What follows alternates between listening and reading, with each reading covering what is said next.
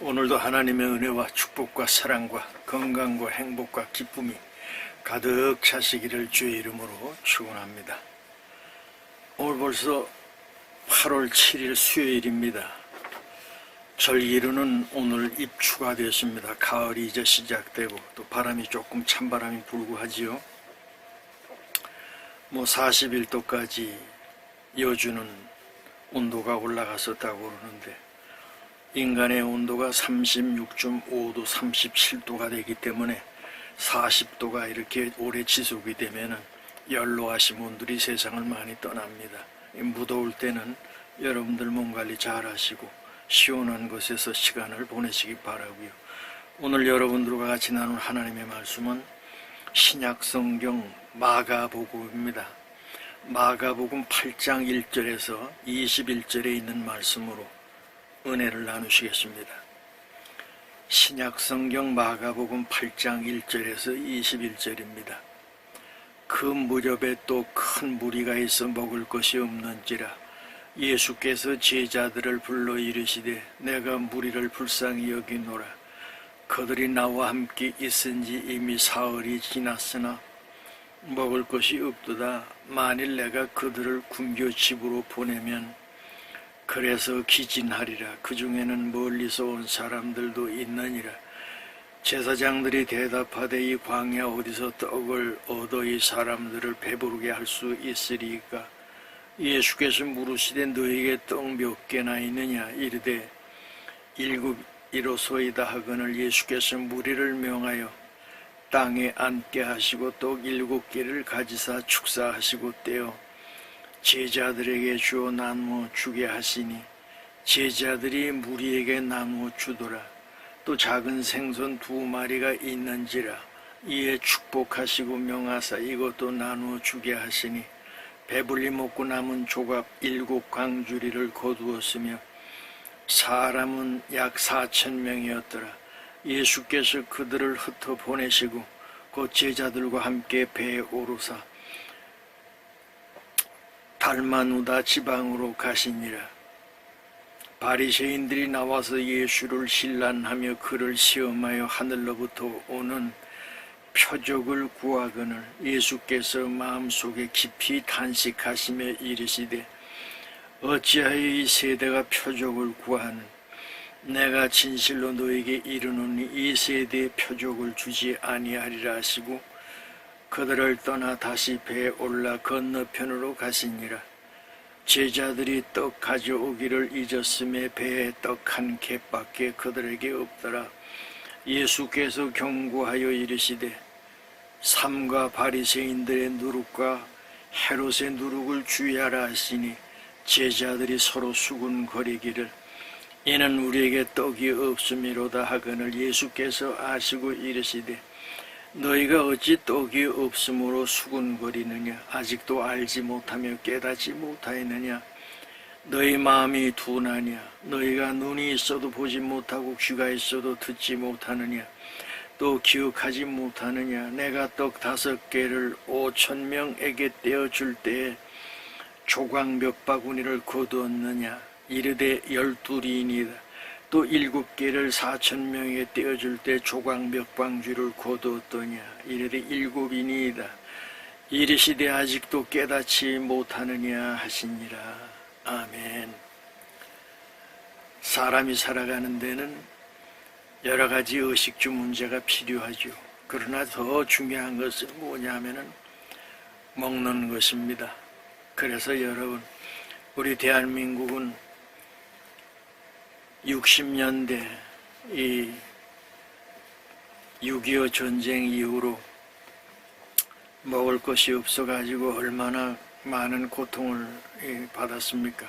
그래서 그때를 보릿고개라고 그러지 않습니까? 먹을 것이 없고 입을 수가 없고 의식주 문제가 다 그렇게 고난 가운데 있었습니다. 근데 그 한 70년 전쟁 치르고 나서 우리나라가 이만큼 잘 살다 보니까 여러분 우리나라에 지금 당뇨병 환자들이 굉장히 많습니다. 그건 왜 그러냐 하면은 너무 지나치게 많이 먹어서 그러한 병이 생기는 것이거든요. 그래서 과거에는 음식 밥알이라도 하나 남기면은 야단 맞고 그랬습니다. 그런데 요새는 웬만큼 먹고는 다 버리고 그러다 보니까 음식 쓰레기가 얼마나 많은지 몰라요. 그게 얼마냐면 1년에 우리나라에서 먹고 버리는 것만 15조 원입니다. 그 북한을 먹여 살리려면은 15조 같으면은 넉넉히 맛있는 것을 먹일 수도 있는데, 지금 저렇게 홍수로 어려움을 당하는 저 북한이 먹을 것도 없고, 기아로 여러분 10몇 년 전에는 300만 명이 굶어 죽었다고 그러지 않습니까? 그렇듯이 저 북한은 지금 먹을 것도 없고 입을 것도 없고, 그리고 행복한 삶이 아니라 어떻게 하면 탈북하고 어떻게 하면 좀 더 나은 삶을 살아갈까 그러면서 계속 지금 군인들은 북쪽으로, 러시아로, 그 다음에 중국으로, 이 남쪽은 지금 뭐 벽을 갖다가 더 많이 쌓고, 그 다음에 지뢰밭이라든지 이런 걸 지금 해서 남쪽으로 잘 올라오질 않고요. 서해안이라든지 동해안으로 배를 타고 지금 월남하는 사람들이 많이 있잖아요. 그렇듯이 먹는 것이 참 중요합니다.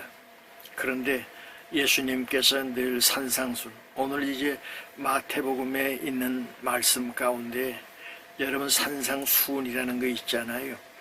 그 내용 중에 하나인데 오늘은 이제 마가복음에 있는 8장에 있는 말씀이란 말이죠. 그래서 예수님께서 제자들과 따르는 사람들에게 말씀을 가리키는데 몇 명이 왔냐면 4,000명이 왔습니다. 그래서 멀리서 온 사람도 있고, 이 사흘이라 됐다고 하는 것은 뭐냐면 3일이 벌써 지났다는 거 아닙니까? 먹지도 못하고 하나님의 말씀을 들려주시니까 너무너무 그 은혜스럽고 좋아가지고 사람들이 그 말씀을 듣다 보니까 육신의 떡을 먹어야지만 사람은 살 수가 있는데 3일 동안 먹질 못하다 보니까 허기진 모습을 예수님께서 보셨단 말이지요. 그래서 얘들아 너희 가운데 뭐 가진 거 있냐 그랬더니 예, 떡 7개 하고 물고기 2개가 있습니다. 그랬더니 가지고 와라. 그러면서 하늘을 향하여 축사하시고 거기에 4,000명을 다 먹이시고 물고기도 2마리를 가지고 나누어 주고, 그랬더니 4,000명이 먹고 남은 것이 몇 광줄이냐면은 7광주리가 남았단 말이죠. 요한복음 5장에 보면은 그때에는 이제 5,000명을 먹이시는데 너희 가운데 뭐 먹을 거 없냐 그랬더니 어린아이 하나가 나와서 아유 떡 5개와 물고기 2마리가 있습니다. 그때에는 5,000명을 먹이시고 12광주리가 남았단 말이죠. 그러니까 이러한 광야에서 먹을 것이 없는데 예수님을 따라다니다 보니까 먹을 것도 주지만은 더 중요한 것은 3일 동안이나 먹지도 못하고 하나님의 말씀을 사모하는 사람들은 영적인 사람입니다. 영적인 사람도 육신의 떡을 먹어야 되기 때문에 예수님께서 그들이 힘도 들어 하는 모습을 보시면서 예, 먹여야 되겠다 그래가지고 배를 타고 이제 가시다가 제자들에게 묻습니다. 너희 먹을 거 있냐? 떡 1개 있다고 그러면 걱정을 하는 거예요. 그랬더니 예수님께서 하시는 말씀이 너희가 5병이어의 기적도 받고 지금 7병이어의 기적도 받는데 어찌하여 그렇게 의심을 하고, 오늘 말씀의 제목을 아직도 깨닫지 못했냐 이렇게 예수님께서 물으시는 겁니다. 여러분 바라기는 믿음 안에 사는 사람들은 먹을 것도 있어야 되지만은 영적으로 우리가 먹을 것이 많이 있어야 됩니다. 그래서 생명의 떡을 먹어야 되고요, 육신의 떡을 먹어야 되고요, 그 먹은 것을 갖다가 많은 사람들에게 또 사랑하는 내 가족들에게 나누어 줄 수 있는 그런 영적인 사람이 돼야지만은 하나님께서 기뻐하신단 말이죠. 특별히 지금 8월 이제 중순을 지나가고 있지 않습니까? 8월 7일이 아주 더울 때고 휴가를 많이 가는 철입니다. 이럴 때 여러분 이 템플 스테이라는 거 있잖아. 산에 올라가서 절에 한적한 곳에 가가지고 혼자서 명상을 하고 나는 누구이고 내가 어디서 왔고 나는 지금 어디로 가나 이러면서 고민하면서 시간을 보내는 사람들이 많이 있지요. 여러분 그것도 중요하지만 더 중요한 것은 예수님께서 뭐라고 그러셨어요? 내가 곧 길이요 진리요 생명이니 나로 말미암지 않고는 아버지께로 올 자가 없다 그랬단 말이죠. 그래서 우리 주님 앞에 나갈 때는 먼저 그의 나라와 의를 구하라. 그리하면 이 모든 것을 더해 주신다고 그랬거든요. 그러니까 예수님을 따라다니던 4,000명이 오늘 뭐 했습니까? 하나님 말씀을 사모하고 예수님을 따라가서 진리의 말씀을 들었지요. 그러다 보니까 먹을 것도 생긴단 말이지요. 그래서 배고픔을 달래면서 예수님 따라다니는 이런 사람들이 뭐가 됐습니까? 예수님께서 죽은 지 사흘 만에 내가 부활하겠다고 말씀하셔서 다시 부활하셨던 그 예수님의 음성을 들었던 사람, 그리고 부활했던 예수를 만났던 사람들이 다니면서 했던 것이 뭐냐 하면은 예수님의 그 현장에서 목격했던 것을 전하기 시작을 했단 말이죠. 이게 예수님의 증인들이 뭐냐면은 그것이 뭉쳐가지고 내 이름으로 너희가 두세 사람 모인 곳에 내가 너와 함께 하시겠다고 그랬잖아요. 그게 이제 에클레시아라고 하는 교회입니다. 교회당이 교회가 아니고 예수 경험했던 사람들, 이런 사람들이 두세 사람 모인 곳이 교회가 됐단 말이죠. 그래서 그것이 이제 이스라엘에서부터 확산돼 나가기 시작을 하면서 소아시아, 지금 띠르케라고 하는 나라 있잖아요. 그쪽으로 해가지고 유럽으로 해서 로마로 해서 이것이 이제 복음이 전파되기 시작을 해서 사도 바울이 1차 전도, 2차 전도, 3차 전도 여행을 다니면서 가는 곳마다 교회를 세우고 하나님의 말씀이 확산되면서 로마의 식민지화되어 있었던 유대인들이 어떻게 됐습니까? 324년 니케아 신조 때 로마에서 콘스탄틴 황제가 우리는 이제부터는 기독교를 국교로 믿겠다. 이래가지고 여러분들 325년에 니케아 신조 때 교회가 지어지고 기독교 국가가 돼가지고 이태리 같은 나라가 아직도 예수의 이름으로 관광객들이 와가지고 돈을 풀어서 그것 가지고 먹고 사는 사람들 아닙니까? 그렇듯이 예수 따라다니다 보니까 뭐가 생기냐면은 물질도 생기고 행복도 생기고 기쁨도 생기고 그리고 건강도 생기고 그런단 말이죠. 이번에 이제 12월이나 1월 달에 베트남에서 거기 이제 목사 전도사 한 30-40명 모아놓고 이제 교육을 하기로 했습니다. 여기서 목사님들 4명이 가가지고 신학교처럼 한 3박 4일 동안 호텔에서 장소를 잡아놓고 우리가 자비량을 들여가지고 이제 그들을 저보고 이제 하나 맡으라고 그래서 저는 행복과 기쁨을 주는 성령님에 대하여 성령론이라고 하는 것이 신학교에서 가르치는 것이 있어요. 성령은 하나님의 영이시잖아요. 근데 내가 하나님의 영을 다 알지도 못하는데 성령론이라고 하는 이름을 붙이면 되겠습니까? 그래서 인간에게 행복과 기쁨을 주는 성령님에 대하여 조금 내가 아는 거 그거 여러분들에게 강의를 해주겠다. 그래서 이제 준비를 지금 하는 가운데 있는데요. 여러분, 하나님을 우리는 다 알 수가 없어요. 그러니까 예수님의 제자들이 매일 쫓아다니고 오병이어의 기적도 봤고 오늘 칠병이어의 기적도 봤는데 또 떡 하나 있다고 걱정하지 않습니까? 그랬더니 예수님께서 아직도 너희가 깨닫지 못했냐.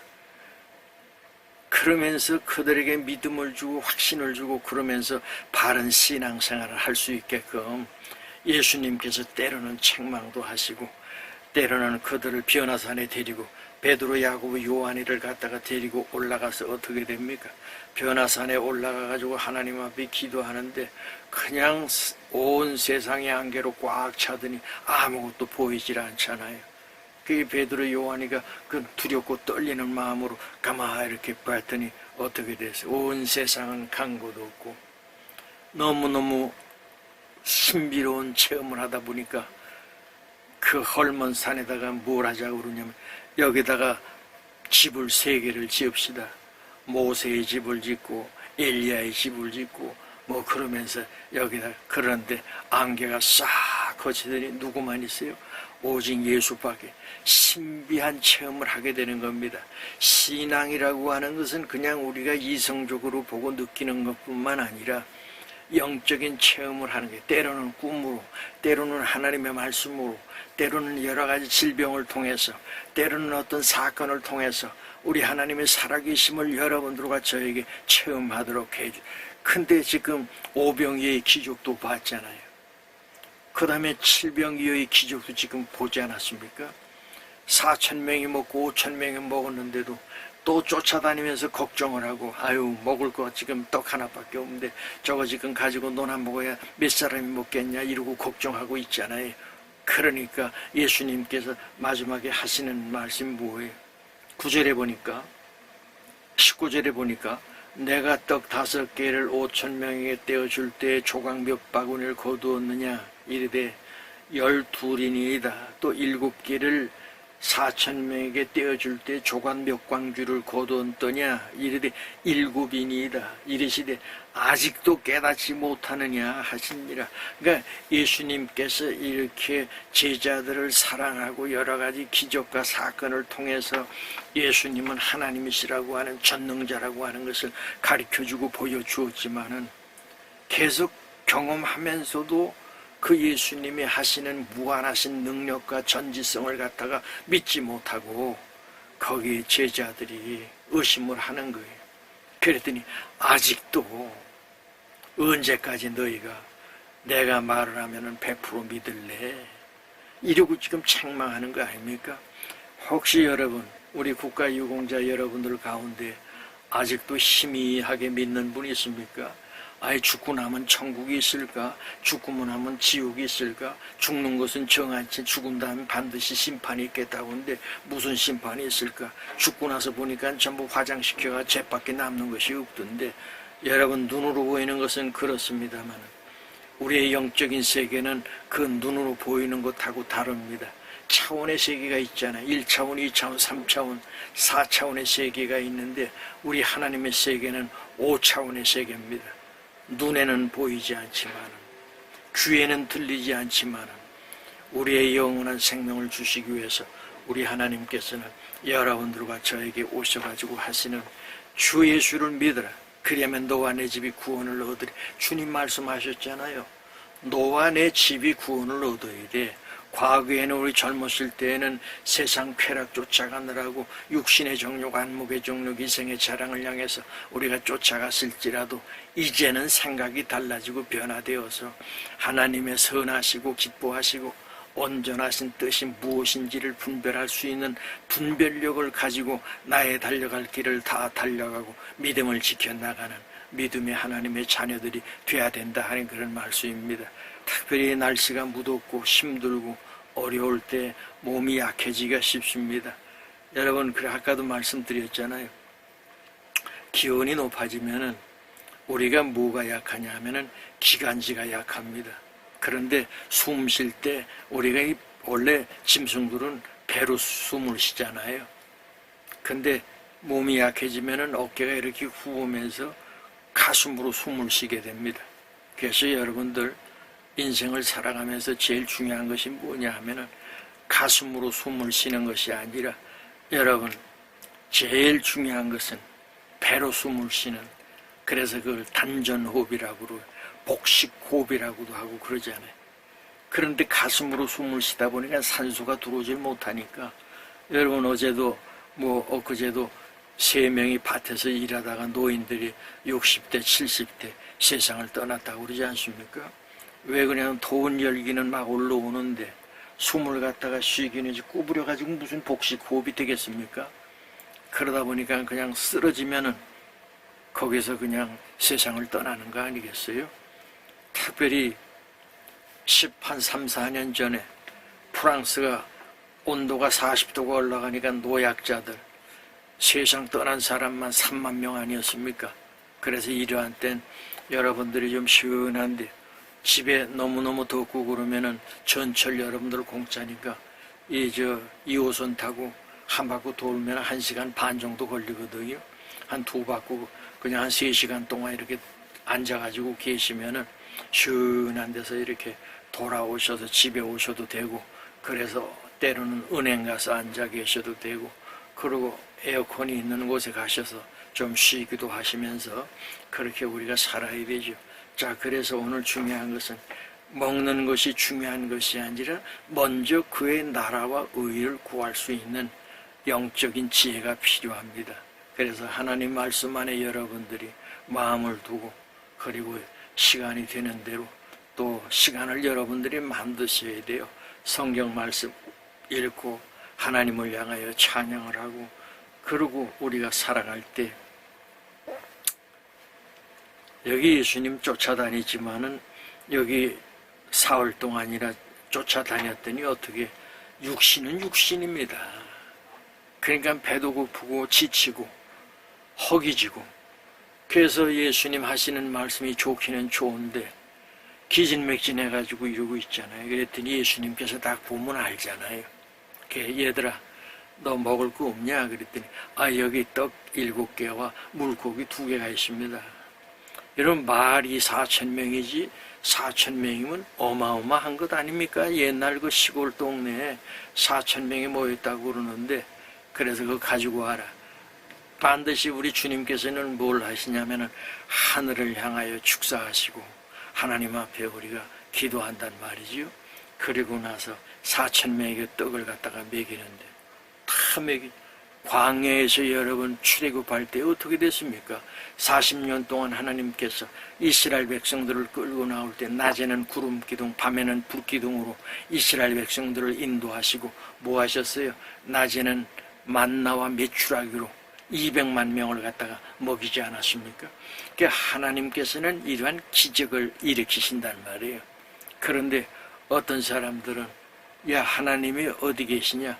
그러면 모세가 그 끌고 나왔을 때 200만 명을 갖다가 40년 동안 먹였다고 그러는데, 더군다나 홍해를 갈랐다고 그러는데, 한 번 해봐라, 홍해 한번 갈라봐라. 그런 엉뚜당뚜한 그런 그 말이 어디 있습니까?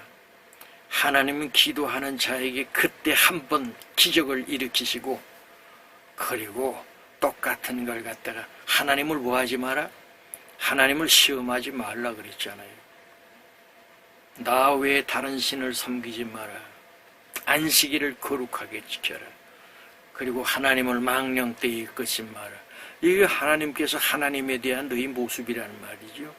네 부모를 공경하라.